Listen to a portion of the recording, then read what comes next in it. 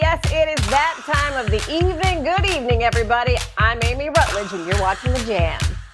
Yes, it is the most Tuesday of all the Tuesdays because a lot of Tuesday kinds of things happen, but we're going to get past that. Yeah, exactly. I'm Felicia Lawrence, guys. And I'm John Hanson. I'm being told in the prompter not to be awkward, so right away I'm going to make it weird. Apparently, the last few days I've been a little strange off the top, a little awkward. That'll come as no galloping shock to you, but we're so happy you joined us, awkward or not, here on this Tuesday evening. And guys, we have big breaking news in the world of sports here in Chicago. Yes, flashity. We have a new head coach for the Chicago Bulls. And it's an exciting hire. His name is Billy Donovan. If you don't know him, he's been the Oklahoma City Thunder coach for the past 5 years, 5 straight playoff appearances. That is 5 times more than the Bulls did during that stretch. He also was the head coach of the University of Miami when they won back-to-back national championships for a couple years. A lot of Oklahoma City fans were kind of frustrated with him the last couple years, but a big hire, a lot of Bulls fans pumped. Well, when you're at the bottom, there's only one way to go, right? We're going to the top. We're going to the top. This is it. This is the turnaround for us. And I gotta add, he has salt and pepper hair, and he's easy on the eyes. That doesn't hurt either. That's always a bonus, right? Yes, absolutely. Well, we're very excited for him. We'll look forward to it. You're right, Felicia. We're looking up and moving on. And speaking of moving on, guys, this incredible story. The Hillcrest High School woodshop teacher noticed that a lot of his students lacked a very critical e-learning tool, so he built it for him. That's why Marty Coyle is one of our heroes of Chicago. I just hear somebody needed a desk. Come on in, I got you. We got back to school in August. We first started doing our remote learning, and you know, it's a little bit of a struggle to get the kids to turn their cameras on. But I started to notice when kids were turning their cameras on, I'd either be seeing like their bedroom wall with some posters on it or the ceiling. So I just kind of posed the question in the class, like, hey, yo, where are you guys working from right now? Like, are you guys working in your own area? Is it like a common area in the house? And a lot of kids were saying that they're just laying in bed all day. So I just thought, you know, the least I could do as a woodshop teacher, like if I'm worth my own salt, I can make a desk for some kids. You know, I teach woodshop, but I want to have as much impact as I can. And, you know, I only see these kids 1 hour a day. And if building them a desk could help them for 7 hours out of the day, that's the type of impact I'm looking to have. So when I first dropped off the desks and I was able to see the look on my students' face and their reactions, it was a really special moment. You know, people don't realize as a teacher, like I haven't seen these kids since March. You know, school just abruptly ended. And the first desk I dropped off was one of my students, Jalen. I had heard a bus outside, and then I was like, wait, I think that's Mr. Coyle, my teacher. So I looked out the window, and I flew down the stairs because I was happy to see him. And he swung open his door, and he was like, yo, Mr. Coyle. They yelled it from his house. I was like, Jay, what's up, buddies? And I was like, it's good to see you. He was like, it's good to see you too, man. It was just really one of those moments, like a very human connection that, you know, a lot of us are missing, and I haven't had as a teacher in how many ever months now. So it was one of those moments I don't think I'll ever forget it. As a teacher, like I'm proud of the things I do in the classroom. So when I decided to share it to Facebook, it kind of blew up way more than I expected. It picked up really quick. Right when I posted it and I started seeing like after like after like, I was like, oh man, this is gonna get big. I have heard from people from Arizona willing to set up, you know, donations. I've heard of people from Atlanta, Georgia saying, hey, that's a wonderful story. It's just been all over the place, from people up in Milwaukee to Chicago to neighboring school districts. You know, a few students have actually said, you know, hey, Mr. Coyle, I know you're huge now. Please don't get famous and leave us at school. I was really scared when I first started like e-learning because it's difficult. You know, you wonder if you're still going to have those connections with kids that you had, you know, face to face. I'm always trying to, you know, leave an impression on my students. And that's really what drives me. You know, if kids could look back, you know, 20 years from now and say, yo, Mr. Coyle was a pretty cool teacher back in the day, like that makes me smile. Oh, he is my favorite teacher. Mr. Coyle, yeah, he's my favorite teacher. He helped me a lot. He helps a lot of people. Whenever they need help, he right there. Marty has built 38 desks. He's given away 28 of them to Hillcrest students. Just an incredible story. Marty and many others like that deserve to be celebrated. We love celebrating them here on this show. And if you know someone going above and beyond for their community during this pandemic, we want to share their story. Send us an email to jamrealshy@wciu.com. Yeah, this is so cool to see. This guy's just being himself and, of course, Yeah. going above and beyond with his students. He's doing his job and then some, which is really cool. And I think we can all remember that one high school teacher, one or two, that are just super cool, that everybody likes to hang out there, and your free time, you'd like to go hang out with that teacher. I think it's cool that he's connecting with students like this. I also just like the fact that he's taking the thing that he does, it's his thing, and he's like, this is what I got, this is how I can help. We all can do something, or at least most people can, maybe not present company excluded, but there's always some one thing that you can do to give back to people in your community, and it might be so small you don't even think of it as being something that's helpful, and he's just using what he's got. I love it. Yep. It's a great story. I got my worst grade in woodshop, by the way, that I ever got in anything else, just for the record. Well, I heard your mom told me gym, so gym was the worst. They run neck and neck.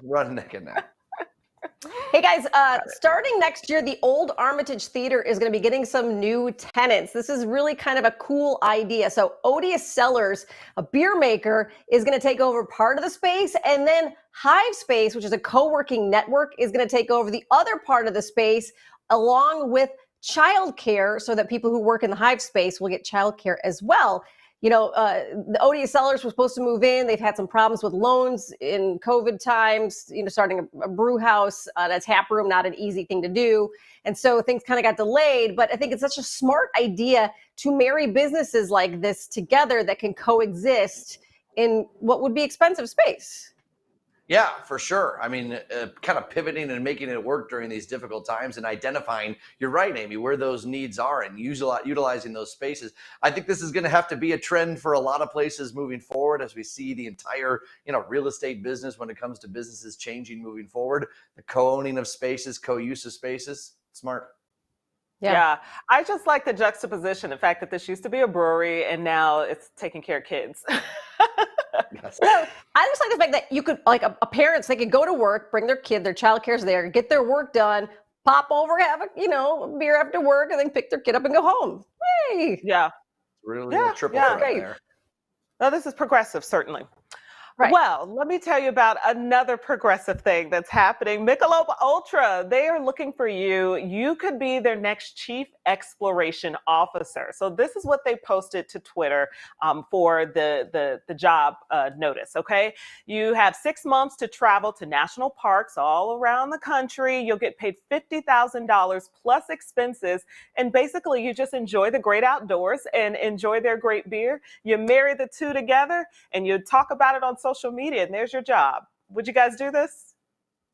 Well, yes. My question is the $50,000 they're paying, is that your salary, or is that on top of expenses to live for those 6 months and move around the country? $50,000 plus expenses. So you're going to get both. You have a separate budget for expenses. Free beer? Yeah, I assume so. That's got to be part of that. If Sure. only I liked Michelob Ultra a little bit more. It's one of those ones. I would have done this when I was 22, just graduating college perhaps. But anytime one of these stories come along, I always eat it up, because they're talking about specific national parks, which I've never had a chance to go to, never really visited the Pacific Northwest region of our country. And to be able to do it, drink some beer. I mean, I would do that for free. So to be able to get paid while doing it, I am all on board. How do you do that for free? You got to have some income to pay for stuff. Well, that's a fair point. Also, I don't want to have a 6-pack of Michelob Ultra, then encounter a bear. That would probably dull my senses and reactions to that. So you've got to be balanced as you move through the woods. That's true. And they have like a camper. The camper has a bathroom in it and a whole little sleeping place. So you just drive right on around. Sounds like a good Deanna, would you be up for that? Deanna, you in for that? Hey, you know what, John? Oh, absolutely. 50,000. I get to drink and I get to travel. Also, just to point out that Ultra has super low calories. So if you're worried about gaining a belly or anything like that, no problem. Okay? You don't have to worry about it. How much do they pay you for that, Deanna? Yeah, I'm being so serious. Google it. They are the beer with the least amount of calories, okay? I checked. Don't test me. But guys, we got to talk about what's coming up here on The Jam. It's a day after Chicago's Dreadhead Cowboy took a stroll down the Dan Ryan, and Krista, we got to share why activists are now riding to his rescue. Oh my gosh, that poor, beautiful horse. Giddy up, activists, giddy up. All right, and coming up at 6:30, Halloween trick-or-treating, it might not be canceled. There's a couple who has a genius hack, so we'll be chatting with them a little bit later. And make sure you guys got to follow us on all of our social media platforms. It's at The Jam TV Show. I'm getting into crazy shenanigans every single day, so be sure to hit that follow button. We'll be right back after this.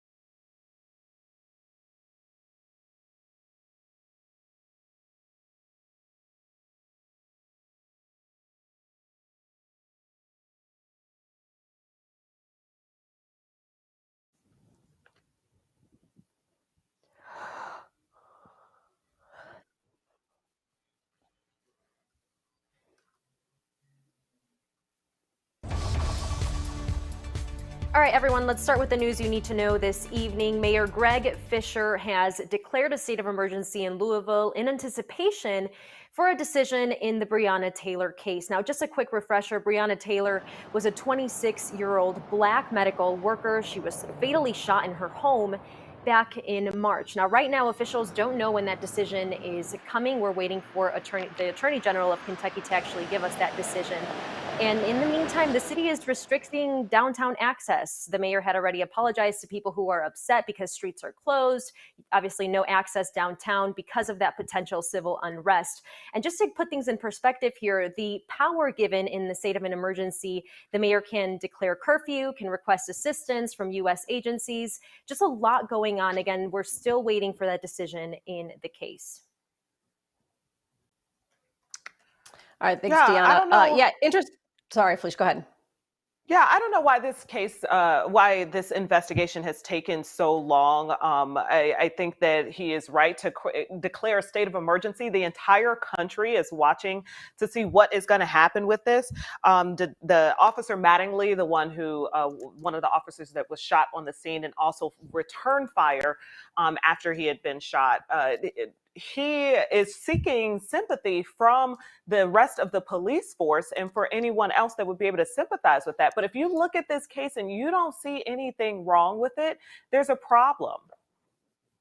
Yeah, I also read through his letter just before we went on the air here and looking for maybe an officer maybe taking a little blame. Obviously, he probably doesn't want to do that with pending litigation. But one particular sentence drove me insane. He says, "We as police do not care if you are Black, white, Hispanic, Asian, or what you identify as this week." So in an effort to talk about how he and other police officers don't care what you are, has to sprinkle in a little transphobia. I mean, the guy seems like a real, and again, I don't know particularly, but he's just, what a terrible comment to make. And the rest of it is just rambling on about how this is all political and it's good versus evil. It's not a good look for him. And it's a tough week for Louisville and will be for many months to come. Well, and in terms of the investigation, and this is not me making excuses for what happened, but we do have to look at this investigation as being one that is multi-tiered. In the past, a lot of these cases we've seen where there's a police-involved shooting, it's caught on tape, or it's a shooting and then they just investigate that shooting. Well, this was officers going to serve a warrant, a narcotics warrant. It was a no-knock warrant. They entered the building with the battering ram, were fired upon by someone inside who ended up being her boyfriend. So there are different layers that are having to be investigated. So that is my suspicion on why this took so long. I'm just going to put that out there. Yeah, there just has to be some form of consequence. I mean, for any other citizen, if they made a mistake like this, they would be facing some sort of charge. It has to be some kind of consequence for taking someone else's life. Absolutely. And speaking of consequences and mistakes, guys, we have to talk about Chicago's own dreadhead cowboy. Now, as we know, Adam Hollingsworth was arrested yesterday after he was galloping down the Dan Ryan. He actually had an entire live stream. He said, "I am shutting down the expressway because kids' lives matter." Now, he rode for about 7 miles, they say, and he was actually followed by supporters, as you can see in that video right there, and officers. In terms of the charges that he's facing, check this out: reckless conduct, disobeying a police officer, criminal trespass, and he could be facing some more, and more meaning the animal cruelty aspect of the story too. The horse, police say, had several injuries to its hooves and its sides, as you see right there from the saddle. So we're still kind of waiting for a lot of updates here, but Mayor Lori Lightfoot has already criticized his actions after crowning him as the census cowboy. She says there's a good and a bad time on doing things and a right way of doing things, and this just wasn't the case. Yeah, I felt, and I mentioned this yesterday too, because we had heard that there were injuries to the horse. And we've actually talked to Adam before, and I think his heart is really in the right place. When he started riding horses, I don't know how much he knew about the care of horses, so maybe he's a little underknowledged or undereducated in that respect. Again, his heart's in the right place. I don't know if he is actually carrying it out in the best manner, but I know that he just wants more attention brought on kids too. I just hope that when you're saying his heart is in the right place, I hope that he is taken and it's used in some kind of constructive manner. That's what Mayor Lightfoot tried to do when she got him on board to be an advocate for a census, to get people to sign up for the 2020 census. So I just hope that they don't cast this person off as a criminal and someone who doesn't need to be. It's talent. It's just, I guess I shouldn't say talent, but I'm just saying it's good energy and someone that can really pour into the community that needs to be shown in the right way. It needs direction. Mm-hmm. All right. Thanks so much, Dee. Krista, what's coming up? Hey guys. Okay, so coming up, the doctor is in. We're going to get the lowdown on some vitamins and supplements that might help keep you safe from COVID. All right, and here's a look at our weather tomorrow. The Jam's going to be back in 90 seconds.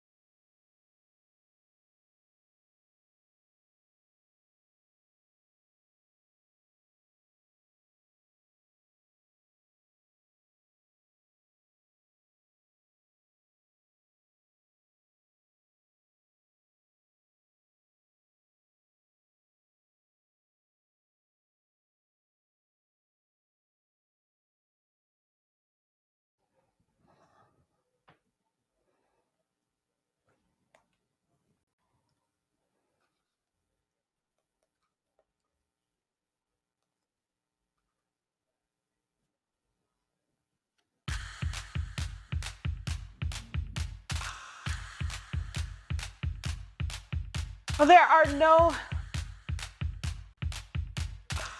are no vitamins or supplements known to prevent coronavirus. But certain nutrients may help keep your immune strong and help you fight off the common cold and flu. Dr. Arielle Levitan from Boo's Vitamin in Highland Park is joining us live. Thanks so much for being here. It's one of my favorite topics of discussion, boosting your immune system and making sure your diet and or supplements are the things that are helping you do that. So what are we missing? Thanks so much for having me. So you are right that there are certain vitamins that we can think about taking at this time when we're all especially attuned to our health and our immune system and trying to support our immune system as best we can. And some of the key nutrients that we think about in this case include things like vitamin D, which we've always known was important in supporting immunity even prior to COVID.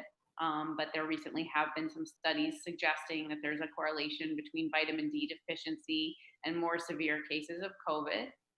We also think to some of the antioxidant vitamins, like vitamin C, for example, which is also something that we've all known can be useful in shortening the duration of respiratory infections and supporting immune health.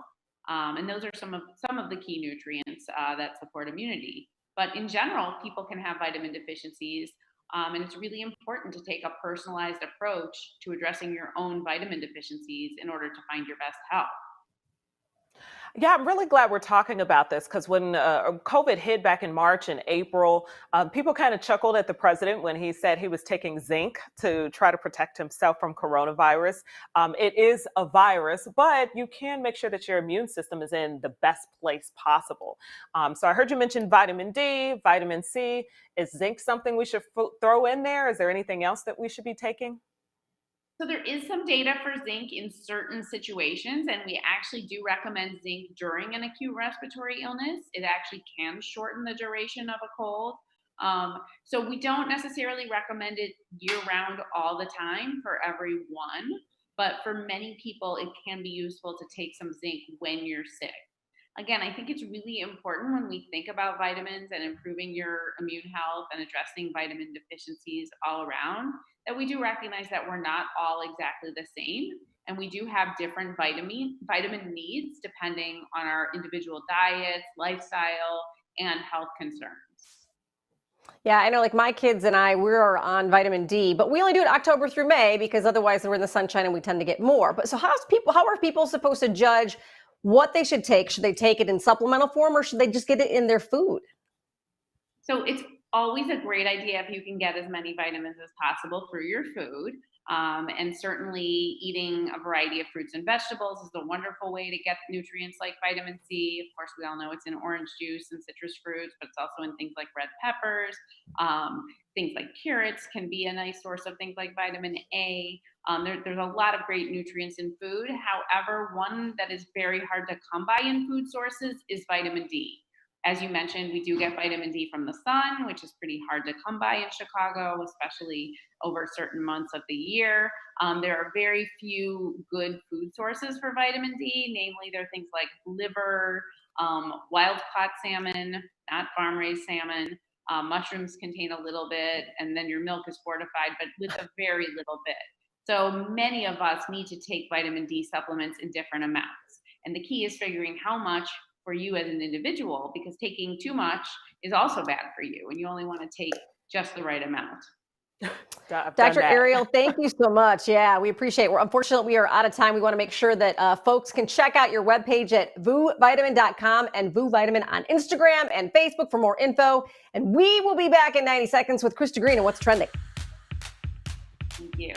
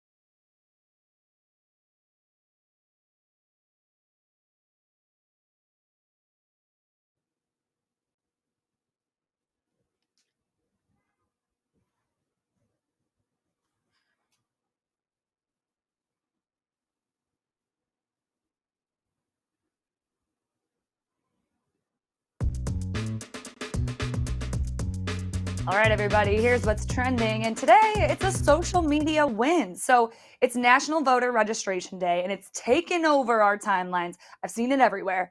And it sounds like it's working. So Facebook puts out that they have helped more than 2.5 million people register to vote. They've been doing drives, observing national voting registration with an entire week of action. And they're setting these drives up on every platform: Facebook, Instagram, Messenger. So it's helping people register to vote if they don't know how, find the right links, and post about if they've registered to vote, which in turn encourages all their friends to do the same. And Snapchat, we're really seeing them help the younger generation drive to register to vote. We're seeing that 700,000 people have registered to vote through the features on Snapchat. So that's a win in my eyes. You'll love to see it. Okay, and speaking of Snapchat, there's a new update that's got people talking, and it's good and bad. Okay, I'll start with the bad. The update itself is making it look like Android. So I'm so sorry, all my Android users, but I've got a side-by-side here, and on the left, that's the old update. It's very Apple looking. And on the right, we're seeing that black bar. The people hate it. But there's a new filter that people love. It's anime. Look at this anime filter. Show the anime. We got to go to break, but yeah. I made you guys all anime. We'll be back after this.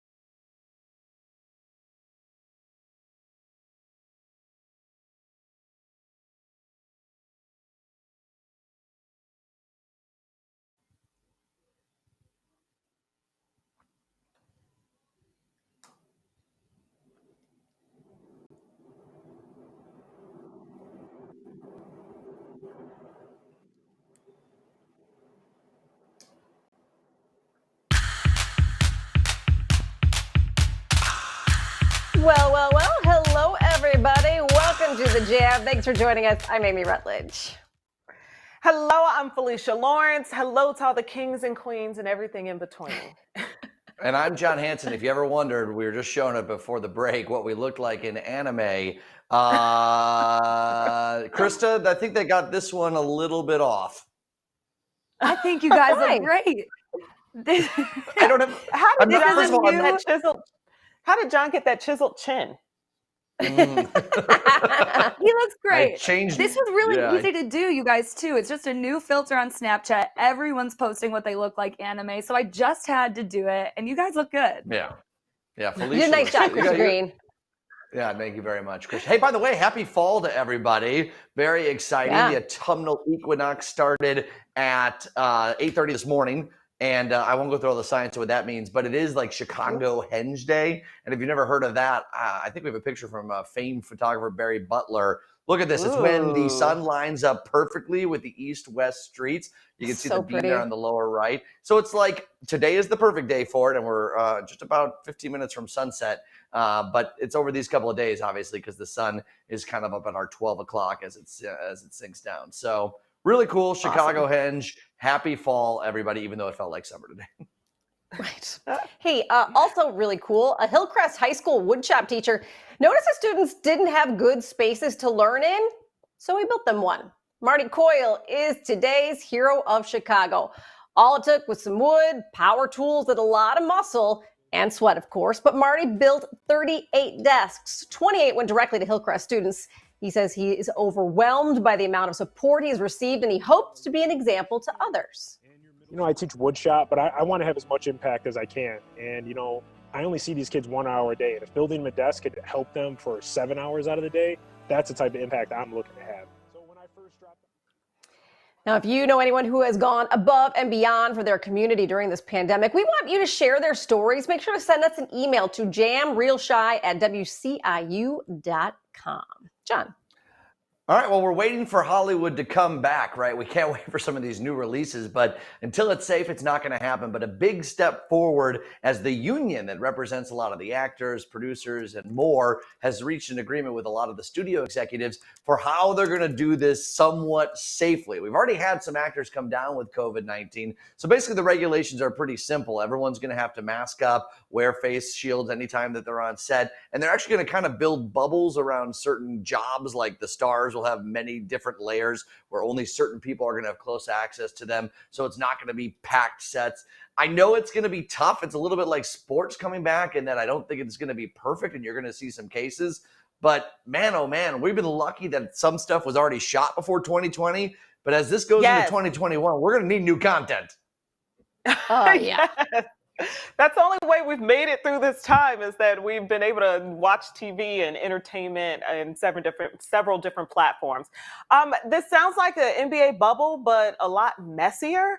I just really, really hope it works. I know they're trying to get as many people back to work as possible. So fingers crossed on that. One thing that did stand out to me in this agreement, they said they get 10 days of paid COVID-19 sick leave. Hopefully they don't need it, but if they do, it's good to have.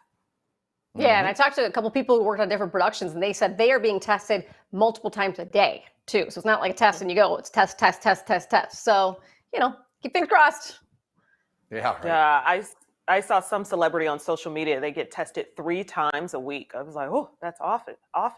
There you go. Okay, well, nearly half of all Americans are planning not to trick or treat this year.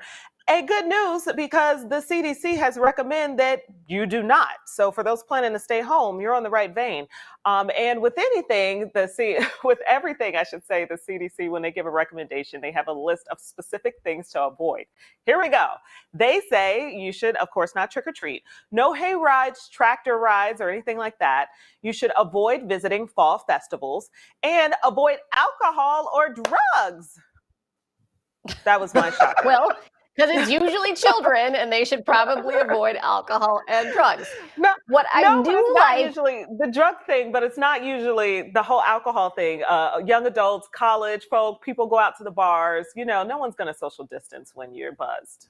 That's true. That's true. They do have some good suggestions, and actually that we were talking about doing it here is like a scavenger hunt for candy. Like you put them in little bags, and like the kids have to go almost like an Easter egg hunt, but with Halloween candy, so they can still dress up, because I still want my kids dressing up. I love Halloween. I think I'm going to put on just like a Halloween mask, go through CVS, and just trick or treat myself and give myself candy in a little basket, take it home, eat it on the couch. Happy Halloween, me. Are you going to pay for it? Yeah, well, yeah. I mean, just like, you know, maybe the day after when it's really on sale. I don't know. Well, you said a mask and you're just going to go in there and then go home. So I needed to clarify. Well, like a normal, yeah, exactly. Well, I will say that this often happens. So we're going to bypass Halloween and Thanksgiving, and let's talk right about Christmas, right? Because you see it in the stores already. Forget the chocolates. Costco is bringing back its popular wine advent calendar. So it's wines from around the world. It comes in a big box, 24 half a bottles. for $99.99, and they will be in stores in early October. So you pick up the little door and you're like, oh, look, December 4th. Mama gets a Chardonnay today. Woo! Sign me up. Sign me up. Yes. Sounds amazing. Put this under the tree. Yes. Well, no, it stays out for the whole month of December. I was just going to say, and Amy, you said that with such confidence as if you've done one of these before. We tend to do the Lego advent calendars because you can build a Lego guy every day of the month. But I like the wine better for Mommy. I was going to say, I think Amy's got her advent calendar going for every single month. Just it's just called opening the cabinet door. There's no advent calendar to it. It's like, what do we got up here? A little top shelf for Mama tonight. What's left? Jay, you deserve it, Amy. You deserve it. Little Mama juice just to keep, you healthy. Exactly. Keep everyone alive. All right, Deanna, what would you want most in your advent calendar? What would be your drink of choice or your food of choice? See, John, you always do this to me. The wine is perfect. Why change it? Why are you trying to make these complicated? Always. Keep the wine. Leave the mama juice. I'm not a mama, but one day I will be, and then I'll really need the mama juice. Not a mama, but I like the juice. Right. All right, guys. Still coming up ahead, we are talking about weed licenses. So for companies who didn't get a chance to have one, they're actually in luck. We're going to be talking about what the governor had to say about that. For now, here's a look at tomorrow's beautiful forecast. We'll be right back.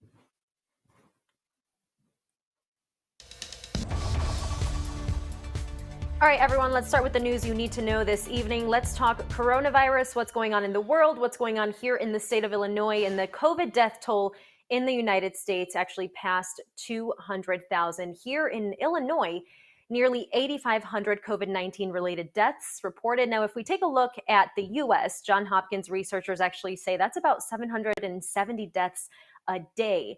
And if we're talking about what's going on in the states around Illinois, Wisconsin is actually added back to the Chicago emergency travel order after a surge of COVID-19 cases. If you take a look at that list, you'll see 3 more states added. So in between travel, make sure you're checking that so that you're updated with the latest.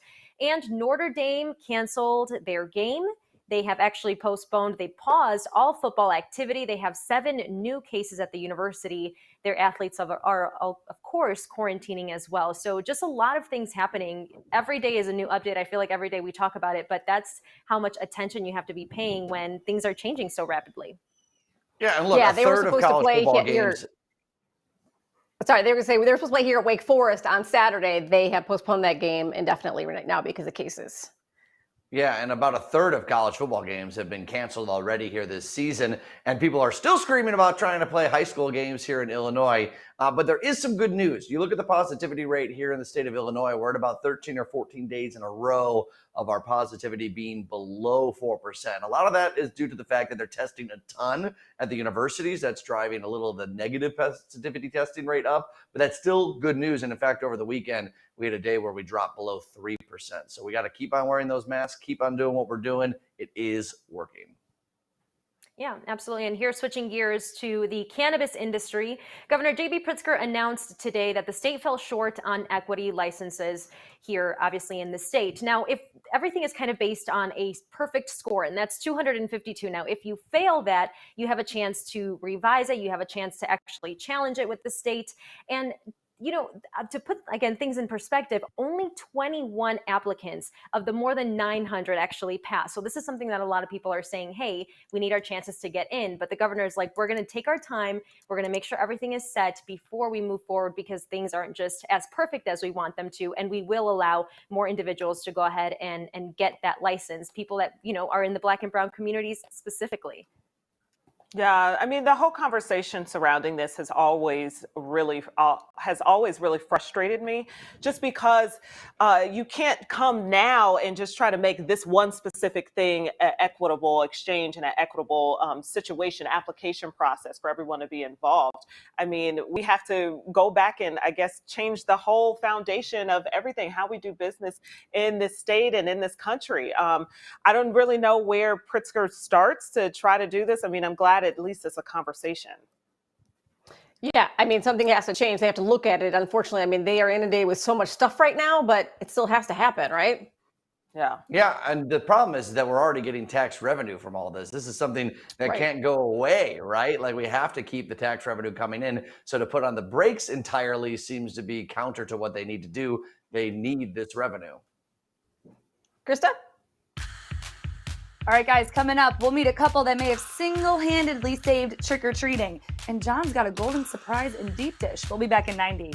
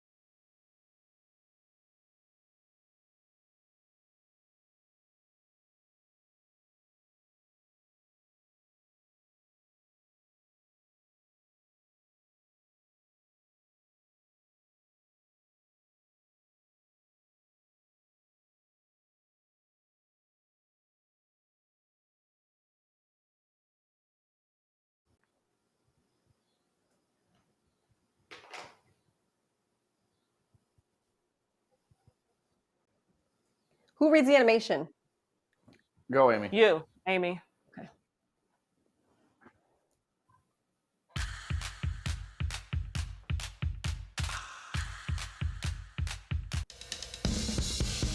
All right, a part of the show where we go deep on a topic or we dish about ourselves, we call it Deep Dish. And normally I love to share it with you guys, right? And we get to dish about everything. But today we have some very special guests that I'm going to chat with. The cast of the Golden Girls, of course. We got Rose, we got Dorothy, we got Sophia, and most importantly, where do we find Blanche? Now, Blanche, I'm not surprised you're near the bed. Oh, well, You know me. Beauty sleep.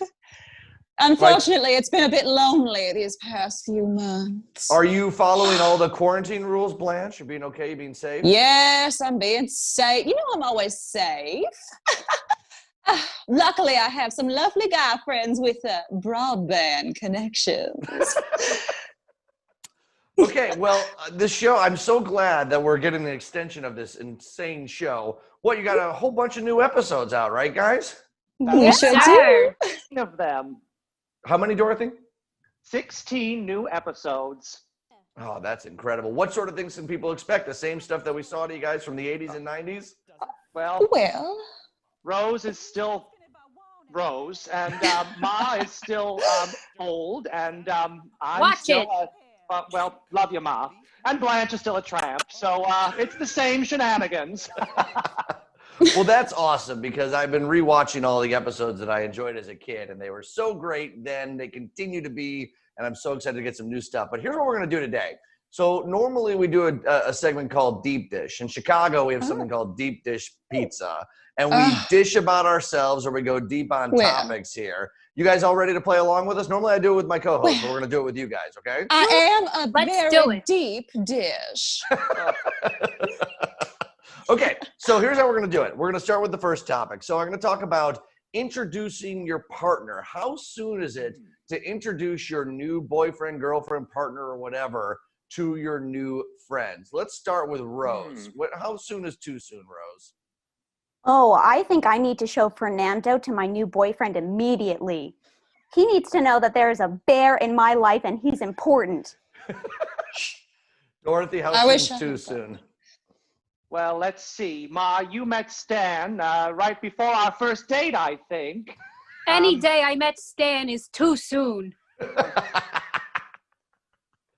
Now, Blanche, do you bring the men you date to the other ladies? How soon? I mean, how many times, or whatever metric you want to use? A lady never tells when she kisses or other things. But you know, if I'm going to have the man by now and again, it's nice if they know who he is at least. But if I'm just going to visit him at his home, they don't need to know anything, do they? Well, John, I can tell you, I can look at the pictures on my wall, and if they're crooked slightly, I know that there's someone new I have to meet. What's an appropriate conversation on a first date? Are there any topics that should be off, off limits on a first date? What do you go with? Me? Anyone. Sophia, yeah, let's go with you. You're the elder. What's your typical great first date look like? Well, for me, you gotta have good food, number one.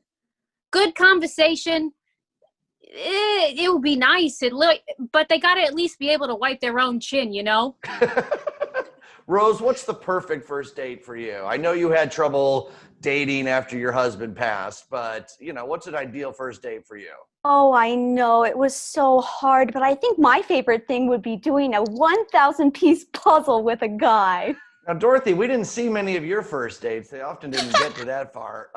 What's your first date, Dorothy? A date, period? Well, what would John, thank you for asking. My side hurts. I would say my first date has to do with famous authors and poets. I really enjoyed talking about all sorts of worldly political topics, but my first date with Stan was making sure he could put the car in park. Well, Blanche likes it when a date ends up with the car in park. I do. How did you guess? Is that the sign of a great first date, or what's the real connection, Blanche? Well, I too like to start with great food, good conversation about, me, and a 1,000-piece puzzle. Oh, I didn't know you like those, Blanche. It was a euphemism, Rose.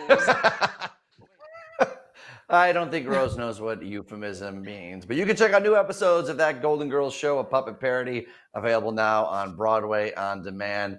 That's a first for me, doing a deep dish with a bunch of puppets. I love the Dorothy. She was spot on. Yeah, they were really funny. My favorite part was when you didn't get to see this, but when Blanche came into the call, she was on sideways, like we see people sometimes entering in Zoom, and Sophia let her know that we often are used to seeing you sideways and upside down, Blanche. Yeah. Oh, that's a good one. That's a good one. No, I love, Blanche is my girl. She's my girl, but I think the juxtaposition of her being a puppet, it's like innocent, not really. Fair point there. That was great, John. Thank you. All right, Krista Green. He's coming up. I think that I don't think we're going to Krista, Amy. I think we're going to break. But be sure to check out the Drew Barrymore Show weekdays at 5 on CW26. We'll be right back.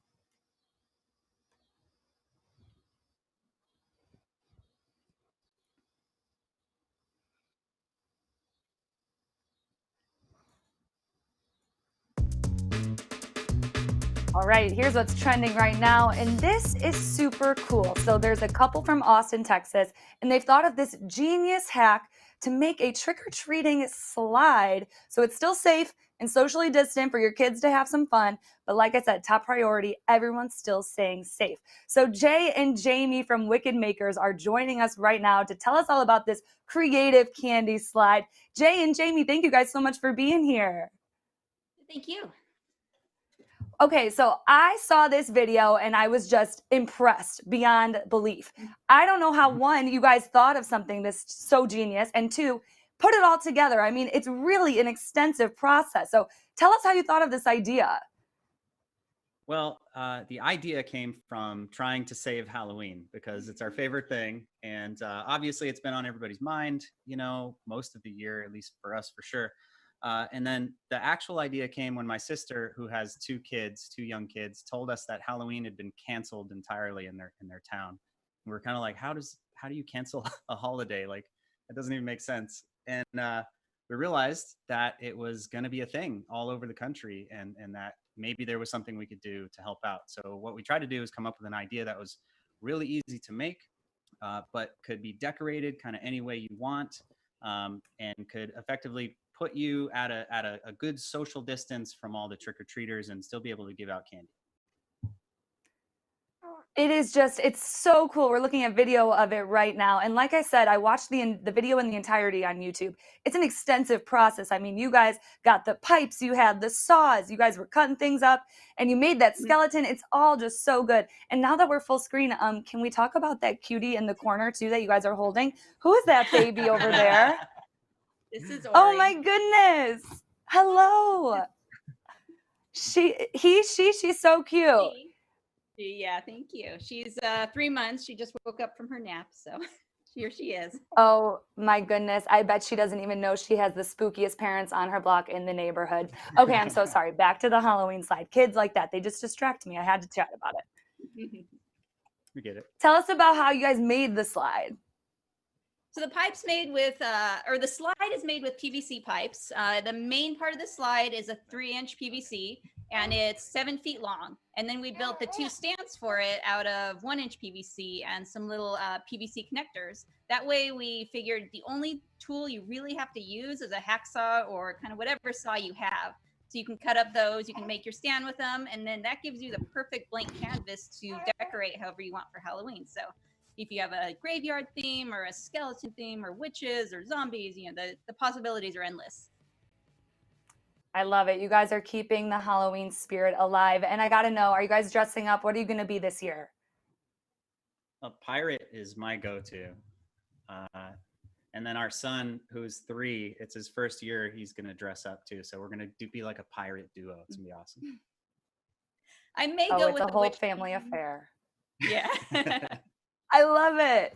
Jay, Jamie, thank you guys so much. This idea is so cool. And actually now hearing you talk about it, it doesn't seem that hard. I just think I need to up my DIY game. So well, hopefully we'll see some of those in the neighborhoods in Chicago.